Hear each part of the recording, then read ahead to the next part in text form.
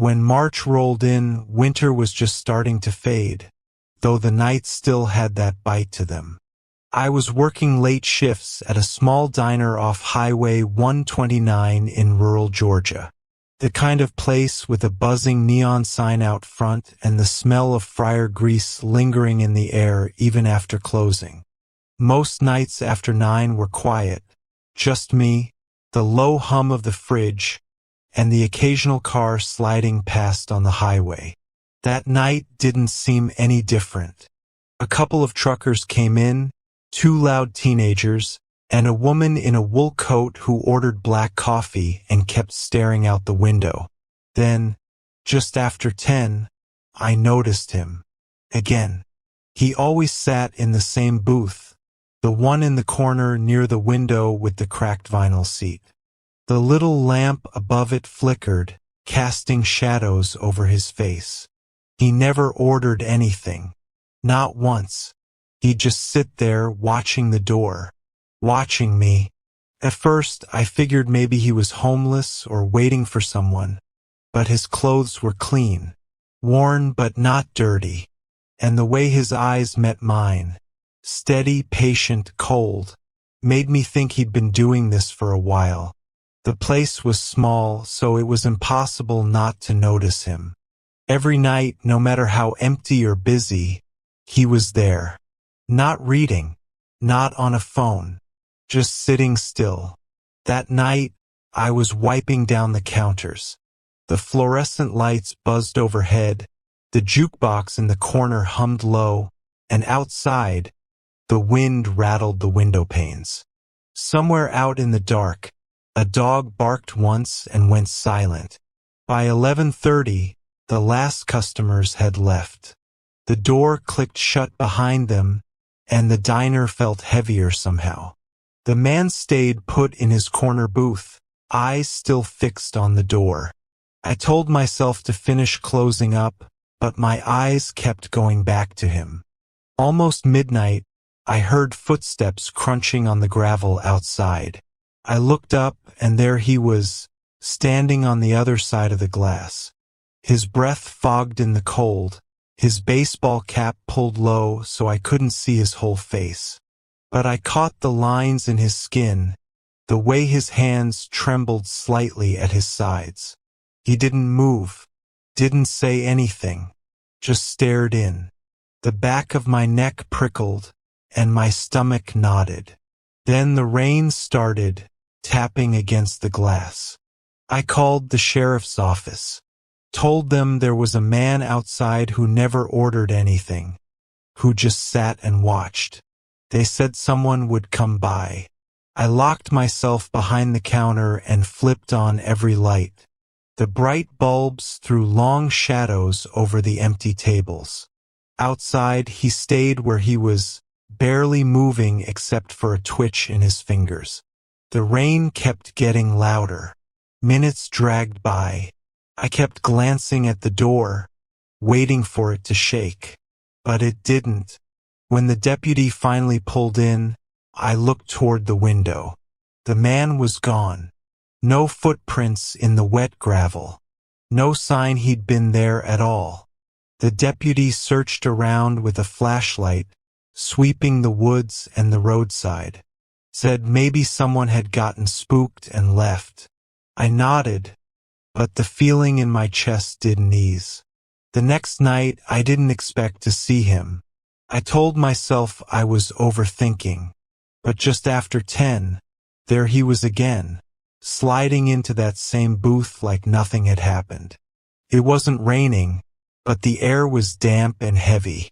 The jukebox played soft country music in the background. He sat with his hands folded on the table, eyes on the door. Didn't speak, didn't order.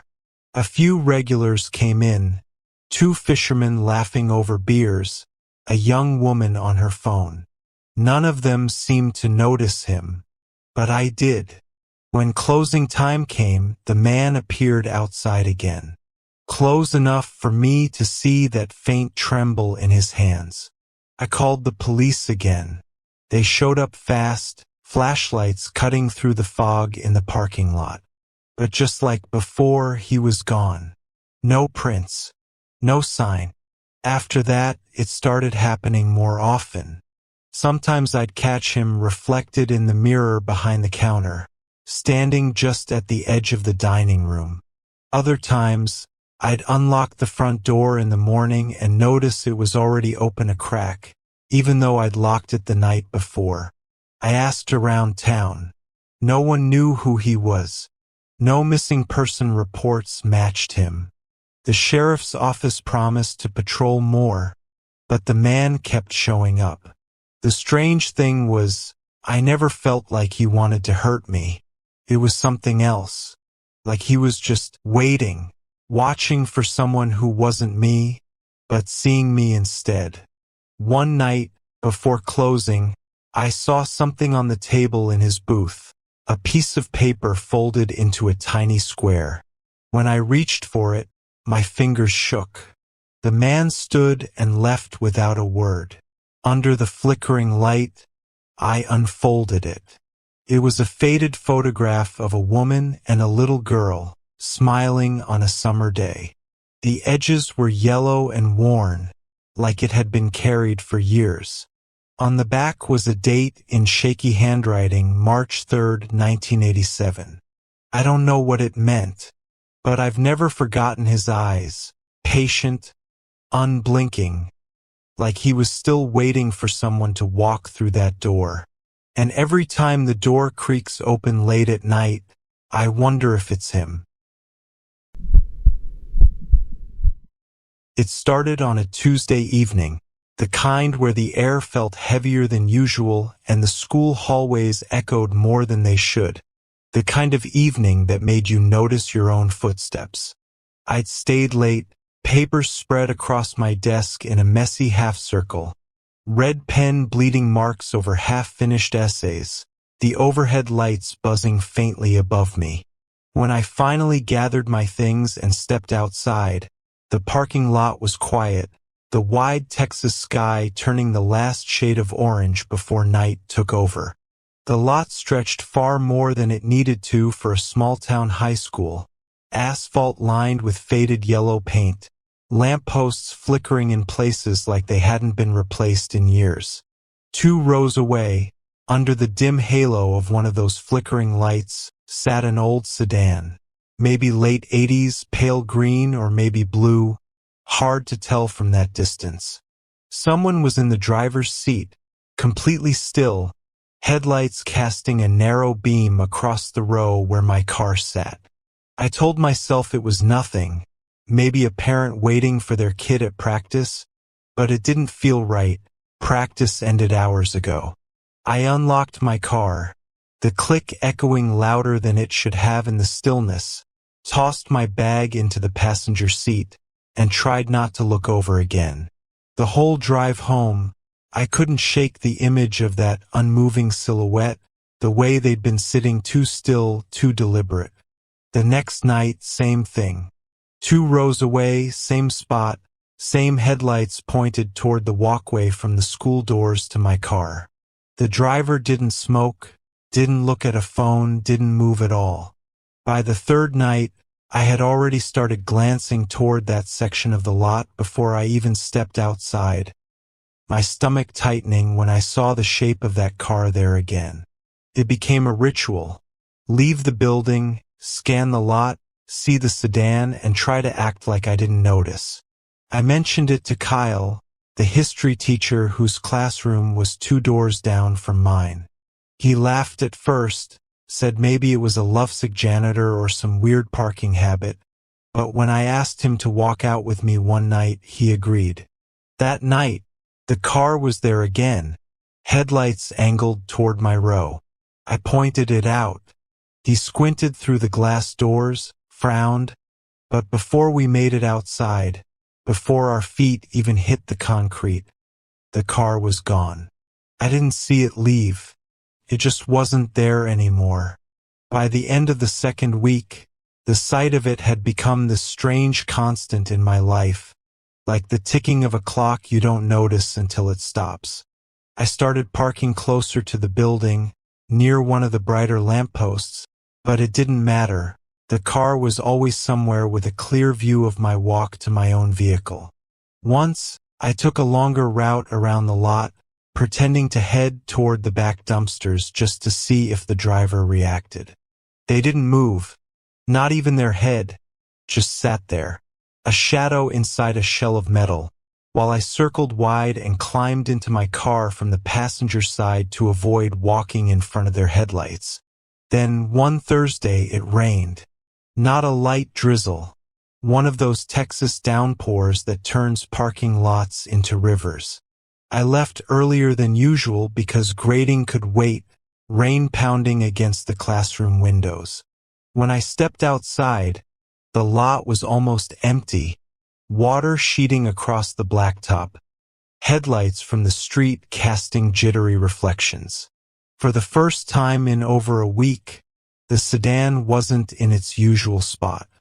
Relief hit me in a way I didn't expect. I walked faster, rain soaking through my jacket, my bag pressing damp against my side. When I reached my row, my steps faltered. The old sedan was there, but not 2 rows away, not watching from the distance. It was parked directly behind my car, bumpers almost touching, blocking me in completely. The driver's silhouette was clearer now, close enough to see the faint glint of the rearview mirror catching their face, rain distorting details. They didn't turn toward me. They didn't roll down the window. They just sat there, engine off, headlights still on, flooding my back bumper with harsh white light. I didn't move for a long moment, rain plastering my hair to my face, breath visible in the cool night air. Every instinct told me to get in my car, lock the doors, and wait. But I couldn't. The sedan was too close, reversing impossible. I turned, walked back toward the building, shoes slapping against wet asphalt. Through the glass doors, I found the custodian mopping near the trophy case, told him there was a car blocking mine, someone inside. He followed me out, muttering about kids parking stupid, but when we stepped into the lot again, the space behind my car was empty.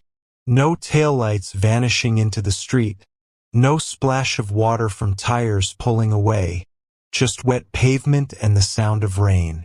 The custodian shrugged, said maybe I'd imagined it, but I could still see the faint, fresh outline of tire tracks in the rainwater.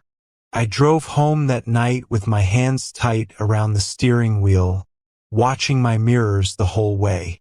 For the next few days, I took different routes home, left at random times, sometimes walked out with groups of students. It didn't matter. The sedan came back, never parked behind me again, but always there, watching. I stopped mentioning it to coworkers. They didn't see it when they came out with me, didn't believe it was the same car every time. One afternoon, I decided to try something different. I left the building without looking toward the usual spot, pretending I was in a hurry, eyes fixed straight ahead. Halfway to my car, I heard the faint creak of a car door opening. I stopped. The sound was too close. When I turned, the sedan was no longer 2 rows away. It was in the row directly beside mine, parallel, the driver's side door slightly open, just enough to let rain drip inside. I couldn't see their face, only the edge of a pale hand resting on the steering wheel. We stared, or at least I stared, unsure if they were looking back. The air felt thick, pressing against my skin, making it harder to breathe. Then, slowly, the door closed. The headlights turned off. The car rolled forward without the engine starting, like it had been in neutral, gliding silently toward the far exit until it disappeared beyond the reach of the parking lot lights. That night, I parked my car in my garage for the first time in years, shutting the door before I even turned off the ignition. I didn't sleep well. Every time headlights swept across my bedroom wall from a passing car outside, I jolted, sitting upright, trying to convince myself it was just coincidence. It's been weeks since then, and I haven't seen the sedan again, but I've stopped staying late to grade papers.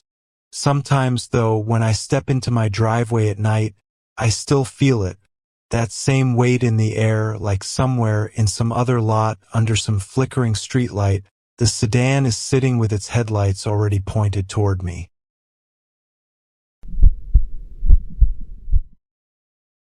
Started so quietly I almost missed it. I live on a small, weathered street in a Missouri town where nothing much changes, where the same dogs bark at the same mail truck every day, and where people know the sound of each other's cars. My house sits back a little from the sidewalk with a front porch that creaks under the weight of anyone stepping on it, a swing that sways if the wind comes just right, and flower beds I keep telling myself I'll replant but never do. From my front steps, you can see all the way down to where the road curves behind the post office. In the evenings, the light turns everything that dusty shade of gold. The air smells faintly of cut grass, and sometimes you can hear kids playing half a block away. That's when I first saw him. Just a lone figure in a faded jacket walking slow, hands deep in his pockets. I didn't think much of it. People walked the street all the time. He wasn't doing anything strange. But something about the way he carried himself stuck with me. He didn't glance at the houses he passed. He didn't wave. He just moved at this steady, unchanging pace. The next evening, there he was again. Same jacket, same slow stride. This time, when he reached my house, his head turned just slightly. His pace dipped so subtly you might not have noticed if you weren't watching. Then he moved on, footsteps fading into the quiet. It became a pattern, almost like clockwork. I'd be on the porch or glancing out the window, and I'd see him, always from the same direction, always at the same point in the evening, and always, without fail, he'd slow when he passed my place. Sometimes he'd stop completely, pulling out a crumpled cigarette pack from his pocket. I'd watch the little spark flare to life as he lit one, his head angled toward my porch. He never looked away quickly, never seemed embarrassed to be caught looking. Just stood there, smoke curling around him like he had nowhere else to be. I told myself it was nothing. Maybe he liked the streetlight in front of my house. It was brighter than most of the others. Maybe he stopped there because there was no driveway for a few houses, so the sidewalk was open. But then I noticed how deliberate it was. He never smoked until he reached my place. He never lit up earlier, never later. It was always right there. One Saturday afternoon, I ran into him at the grocery store. I was halfway through my list when I noticed someone trailing behind me down the canned goods aisle. I stepped aside, expecting him to pass, but he didn't. Just stood a few feet away, hands empty, eyes wandering over the shelves without really focusing on anything. I turned into the next aisle. There he was again. Same distance behind me. I tried the freezer section, same thing. He wasn't carrying a basket, wasn't holding a single item. He wasn't shopping. He was just there. I checked out faster than usual, the cashier barely getting a hello out of me. When I stepped outside, I half expected to see him by my car. He wasn't there, but I saw him through the store window as I drove off, still standing inside, watching. When I told my husband, he brushed it off, said I was probably overthinking it. Small towns meant familiar faces, he reminded me, and maybe he was right. Maybe the guy just liked to walk and had bad timing. But the walks didn't stop. If anything, they felt heavier. I started to notice little things like how his head tilted the same way every time, how his gaze seemed to track the front windows. I stopped watering my porch plants in the evening, stopped sitting outside with a glass of tea. One night, while I was closing the curtains, I caught sight of him from between the slats. He wasn't smoking this time. He was just standing still as a fence post looking up at the porch. His gaze wasn't casual. It was fixed, like he was studying something, maybe counting the windows or taking in the details of the door. I stepped back, my chest tightening, and waited for the sound of his footsteps moving on. Then a neighbor sent me something. She'd recently put up one of those motion-triggered security cameras on her driveway. The message said, "You might want to see this." The clip was grainy, washed in the dull gray of night vision. And there he was, standing in my driveway, not walking by, not heading anywhere, just standing angled toward the house. His shoulders rose slightly, like he was breathing slowly. His hands stayed in his pockets the entire time. After what felt like forever, he stepped out of frame, calm and unhurried. I felt the air go thin in my chest. I hadn't heard a thing that night, and now the idea that he'd been so close enough to walk right up to the porch, wouldn't leave my head. My husband didn't laugh this time. He checked every door and window twice. We started leaving the porch light on, even when we went to bed. A couple of evenings passed without seeing him. The street felt emptier than usual, the kind of quiet that makes you think you're safe. But my eyes still went to that stretch of sidewalk whenever I passed the front window. The break didn't last. One evening, I was folding laundry in the living room, curtains drawn halfway, when I caught movement outside. He was back, but instead of walking, he was standing at the corner. Not close enough to be obvious, but close enough that I could see the pale oval of his face under the streetlight. He stayed there unmoving until I finally shut the curtains completely. The next morning, I found footprints in the strip of dirt between the porch steps and the sidewalk. They weren't fresh enough to know when they'd been made, but they were deep, like someone had been standing there for a long time. I tried to tell myself it could have been anyone. A neighbor cutting across, a kid messing around. But deep down, I knew. That night, I kept every curtain closed, every lock double-checked. Still, I woke before dawn, the air in the bedroom cool against my skin. I went to the kitchen for water, the quiet so thick it pressed against my ears. Out the front window, in that faint, bluish pre-sunrise light, he was there. Farther down the street this time, standing perfectly still, facing my house.